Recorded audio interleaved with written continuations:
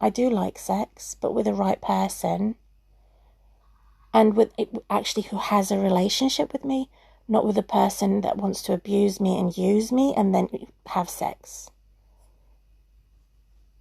So they're saying I have no right to have a holy and healthy relationship because of my poverty. This is another way they're abusing me. They're saying I have to know my own kind and stick with my own class because I cannot be a high-rated woman to be treated with respect, even though my God says I am. They're saying I'm not because of this class war problem. They also modified uniforms. They indoctrinated children in the education system. They would ignore a hospital patient who is having an inflammation for as long as possible, or any infection for as long as possible, and then until the worst case scenario, and make excuses so that they don't have equipment or they don't have the resources. So they want to privatize our medical resources. They say I should have plastic surgery on my nose. I'm thinking of changing my mind about that.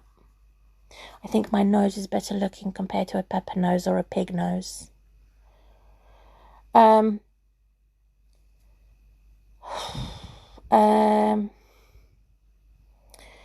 They said I wasn't allowed to use a dating agency because I'll be a Christian dating agency or religious dating agency because I'll be hit, like being hit over by a bus.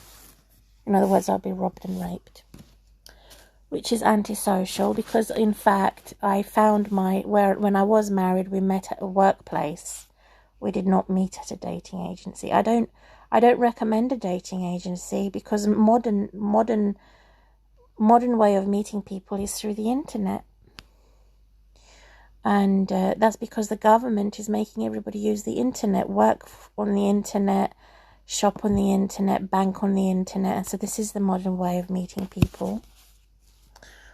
He was plating, he was metal finishing and plating in a factory, and I was working in an office. This is my daughter's dad, how we met. I was training to be a secretary and payroll. I gave money to the workers for about 6 months. And then I worked in Tesco's. So I am a fast learner. Even though my jaw is low, I'm not depressed. I'm just very tired. But the situation is depressing. So anyone who would experience what I had experienced would be depressed, definitely. They want, as the expression goes, they don't want to put all eggs in one basket, as the expression goes. They want to hide their treasures that they hoarded here and there. So they have many different banks, many different counselors and advisors, many different allies. And this is how criminals are becoming more advanced, and they have things at their advantage, at their disposal.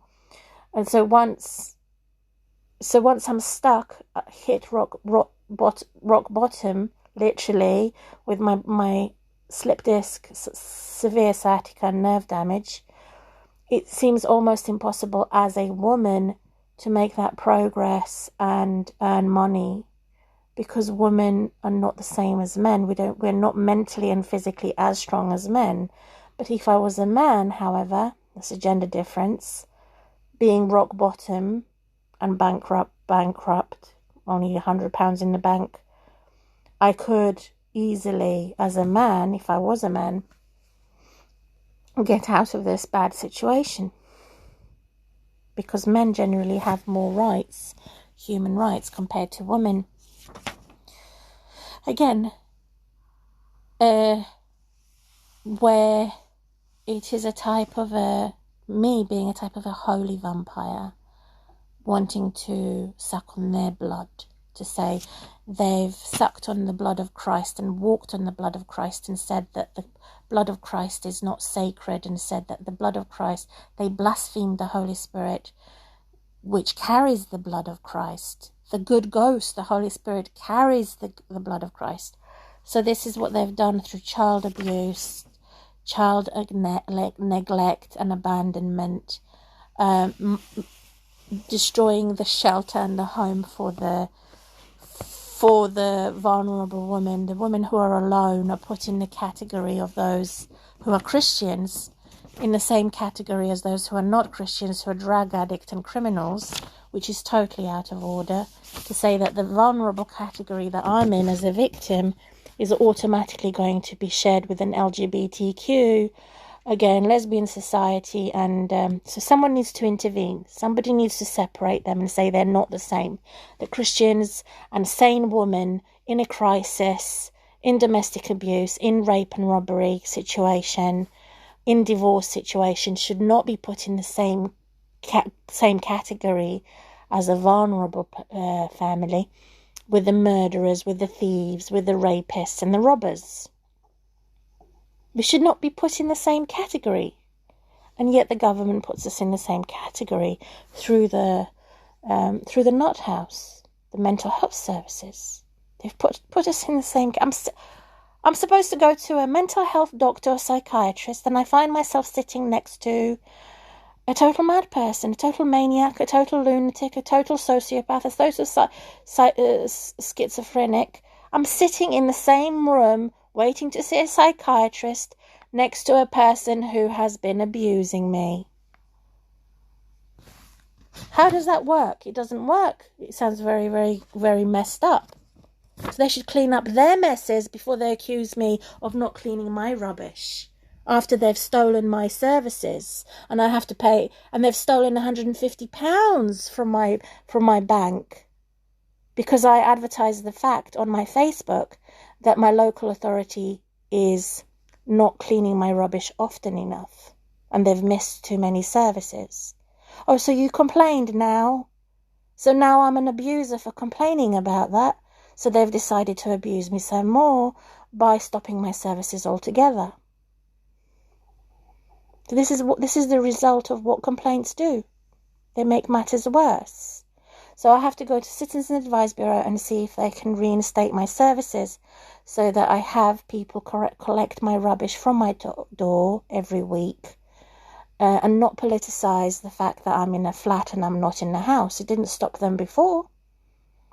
They gave me that service for 4 or 5 years, but now they won't. They expect me to carry it down the stairs without any lift, fall down the stairs, break my neck, and go back 10 steps backwards, carrying anything heavy, more than a litre, or even if it was small, a small bag of rubbish, I could still fall down the stairs and injure my spine, as there's no lift.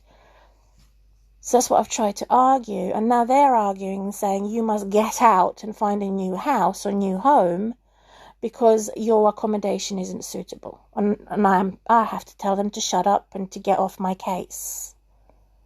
I decide when I move, nobody else.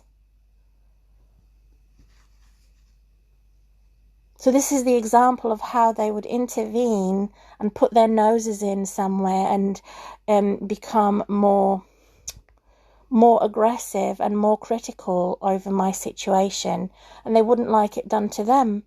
I had a pile of rubbish during the Christmas period, and it took me a whole month to find my private cleaner, which I'm very grateful for, but I'm still not getting the services I'm supposed to as a disabled woman, simply because I'm in a house, or I'm in a flat and not in a house. So I can't breathe in my home and have some fresh air because I have this stuffy, horrible bags with the fruit flies coming out of it. I struggle lifting it up.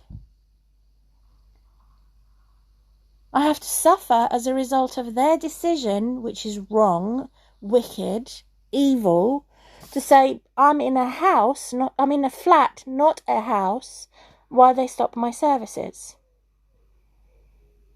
Only because I complained, so that makes me an abuser because I complained.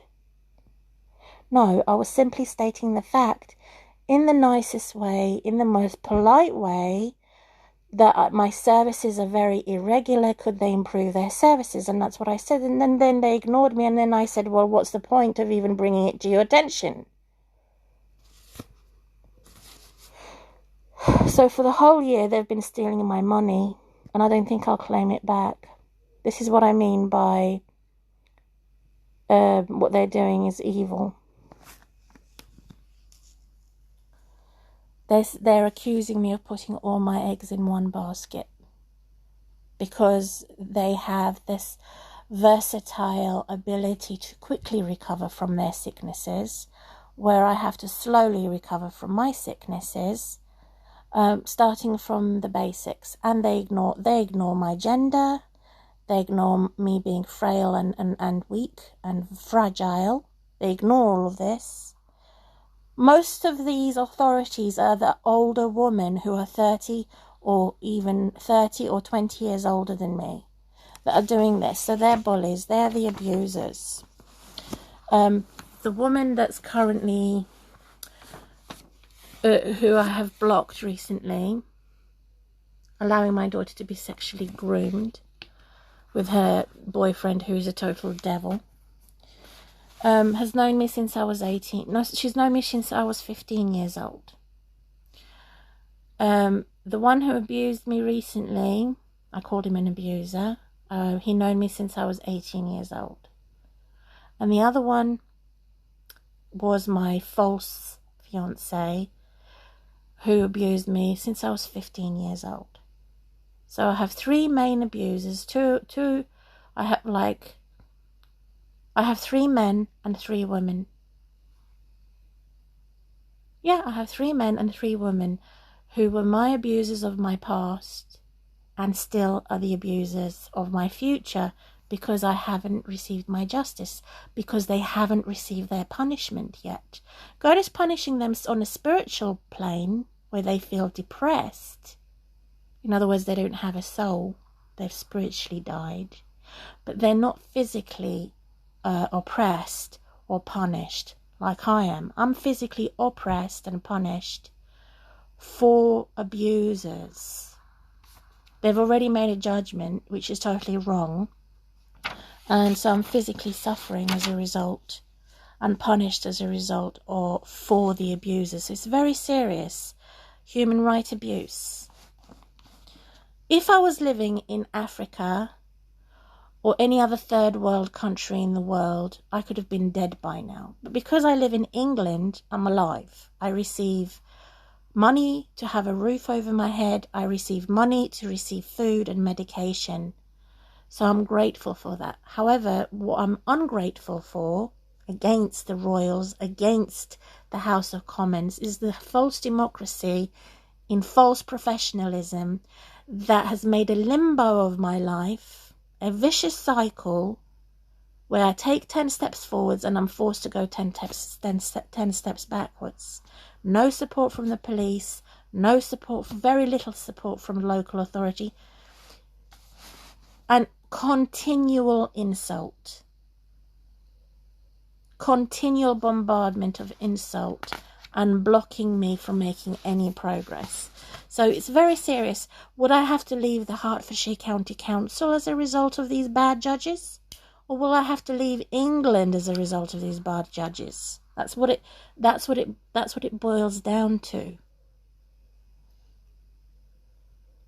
But in order for me to hit back these abusers, who are villains in the village and I'm the victim, I would have to say no.